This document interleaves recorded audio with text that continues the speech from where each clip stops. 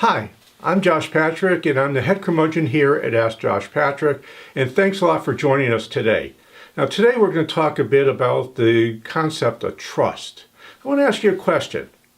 If you trust somebody, do you move faster or do you move slower? And I bet if you don't trust somebody, you question everything they say, and frankly, you probably don't want to really work with them very much. Well, the fact is, that's a pretty common thing. It's true with me, and I bet it's true with you. So here's what I've learned, is that the more I trust and the more I know how to build trust, the better my relationships are, the more fun I have at business, and the easier it is for me to do things. So here's something I want you to learn today. I want you to learn a thing I call the trust formula. Actually, it's not me that called it that. It's David Mazer and Charles Green. They wrote a wonderful book called The Trusted Advisor. And in this book, there's a formula. And the formula basically tells you how much you're being trusted. So here's the formula. It's reliability plus competence plus intimacy divided by self-interest tells you how much you trust somebody. So let's look at each one of those parts of the formula. First, let's look at reliability. Well, what is reliability? For me, reliability is very simple. You do what you say you're going to do when you're going to do it. It's very simple. If you do that, you've gone a long way to building trust. I don't know about you, but I get really annoyed when people don't return my emails and they haven't gotten back to me with why they haven't returned my emails or they haven't returned my phone calls. Now, I'm not talking about emailing somebody who doesn't know me or calling somebody who doesn't know me. I'm talking about people I have a relationship with. And when they don't do that, what do you think happens to my trust? It goes down.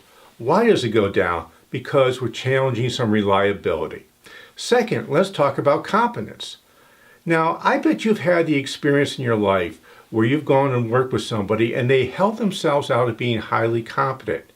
And guess what? They weren't. So what happened then? Your trust went down with them. In fact, you probably got to the point where you really didn't want to work with them because you felt you've been lied to. Well, here's the truth. If you're competent, great. Tell people you're competent. But if you get into an area where you're working with somebody and it's not a high level of competence, do yourself a favor. Tell the truth. Say, look, I know something about this, or I know a lot about it, or I know nothing about it. Whatever is true is true. Your client or the people you're talking with, your customer, is not going to care as long as you tell the truth about it. If you say, look, I'm not very competent, but here's what I'm going to do. I'm going to help you find someone that's really good, or this is a level that I'm highly competent in and you can back it up, guess what? You're going to have a much more trusted relationship. You know, there are some things I'm world class at, some things I know a lot about, some things I know something about, and even some things I know nothing about. It's my job to tell you where I stand on that level. And if I do so, I'm going to help you trust me. The third part of the formula, on the top line of this formula, is intimacy. And I'm not talking about romantic intimacy. I'm just talking about whether you care for me or you don't care for me. And the fact is, the more that you care for me, the more I'm going to trust you. The less that you care about me, the less I'm going to trust you. So the deal is, if you have people working in your organization and you don't care about them, guess what? They're going to know it. If you don't care about them, you got to ask yourself a question. Why? Why don't I care about this person? Is it because I don't have the values I have? Or it's just my nature and makeup? And again, honesty is really a good part of the thing here. You don't want to go to somebody and say, look, I don't care about you. But you might want to tell people what is your basic makeup and how you live in the world and how you work in the world. A lot of people see me as being angry a lot. I mean, it's sort of why I call myself a curmudgeon. I'm really not angry. It's just I don't like to waste time. To me, it drives me crazy. So it's important for me to tell people about that when I work with them so they realize it's not that I don't like them. It's just my nature of wanting to get things done and not wait around and have committee meetings that go on forever. So the last part of the trust formula is self-interest.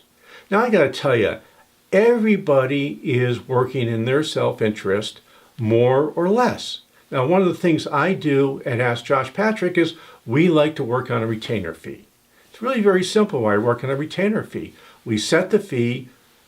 While we're setting the fee, you know And I know it's all about my self-interest. But once that's done, we can put that aside. Now, while we're talking about fees, I can tell you 100% of the time, the level of trust of the person I'm working with is going to go down. When you're talking with me about your fees, I can tell you my trust in you is going to go down. But once we get past that, and we don't have to keep bringing it up and bringing it up and bringing it up, I'm going to build my trust, because no longer am I worried about your self-interest. We've done with that. Now we can go on and focus on a relationship and building a strong relationship. So how does that sound to you? So here's what I want you to do next. I want you to mindfully build trust. I want you to look at this trust formula. I want to write it down. And here it is again. It's reliability plus competence plus intimacy divided by self-interest will tell you how much someone trusts you. I want you to look at the trust formula when things aren't going very well, because, we all have a period where trust ebbs and flows with people. And I can promise you that when you feel trust is falling, it's falling for a reason. And the reason it's falling is one of those four things is out of whack.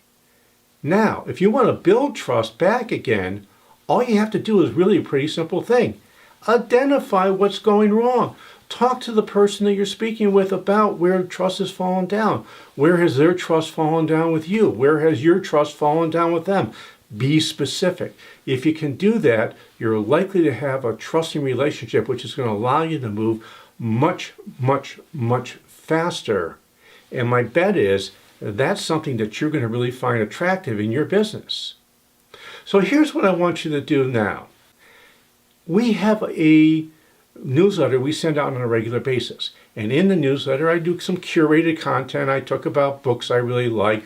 I talk about programs I really like. I talk about the best of our blogs and the best of our videos and the best of the podcasts we do. And every once in a while, I might make you an offer about something you might find interesting that would help make your business better and ultimately more sustainable, because that's what we're here about at Ask Josh Patrick. We want to help you create a sustainable business. So why don't you click on the button below, sign up for the newsletter, and we'll talk with you on a regular basis. Oh, and stop back here a lot and watch some of our blogs, read some of our blogs, listen to our podcasts. So again, thanks so much for your time. I really appreciate speaking with you. This is Josh Patrick, and you're at Ask Josh Patrick. Thanks so much.